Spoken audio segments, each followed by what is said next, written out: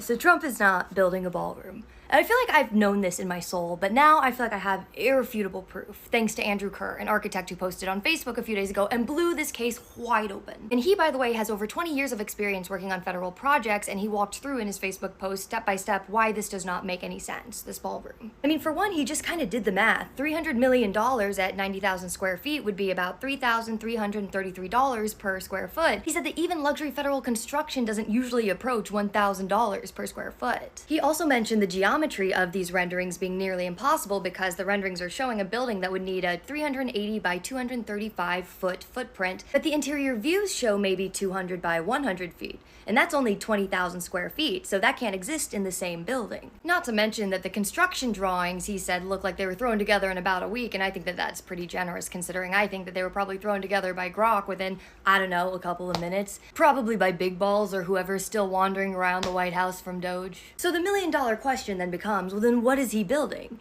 And the answer, I think, is that he's building an underground data center. Hear me out. Think about where they're building, because it's not random, it's the East Wing, and that's where the PEOC bunker is. And just think about the significance of that, because that is where the tunnel systems are that connect the White House to the Treasury to the other federal buildings. It's where all of the secure communications infrastructure lives. I mean, that's prime real estate, just underground. Honestly, this kind of reminds me of the Oracle data centers that Larry Ellison built underground in Jerusalem. You know, the ones that were 9 stories deep, 160 feet below the ground, 460,000 square feet. And guess how much those cost? $319 million per bunker. Yeah, and the White House is already at $300 million for this ballroom, and it's only climbing. Fiscally, it feels like a more apt comparison, I feel like. Even outside of the architecture anomalies, the fact that this is privately funded should have been our first red flag. I mean, this is Donald Trump we're talking about, baby. I mean, the man who has absolutely no problem spending taxpayer money on stuff that just benefits him. This is the same guy who spent over $3.9 billion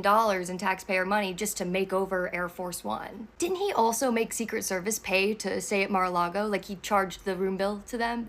Just ridiculous. So when he suddenly won't spend government money on this means this isn't actually serving him. This means that this is serving someone else specifically. Look at the donor list. You've got defense contractors like Lockheed Martin and Booz Allen Hamilton, and you've got tech giants like Amazon, Apple, Google, Meta, Microsoft, Palantir. You've got crypto companies like Coinbase, Ripple, and Tether, and then telecoms like T-Mobile and Comcast. These aren't people who are funding a party space. These are companies who have very specific interests in government infrastructure, government data, and government operations. Don't get it twisted. They are funding infrastructure that very directly serves them. Also, think about Larry Ellison's vision, the one that he spoke about in the keynote the other day that I made a video on, the part where he said that he wants to automate the government. I mean, a lot of these tech bros have been talking about automating the government. And if you want to automate federal operations or create a single digital platform for the government, then that means you need a supremely secure physical home for that system. And by placing it directly under the White House, you eliminate latency problems and you ensure that the President of the United States has direct physical control over the system's core. Because remember, it's about centralizing control and securing the brain of the government. I know it sounds very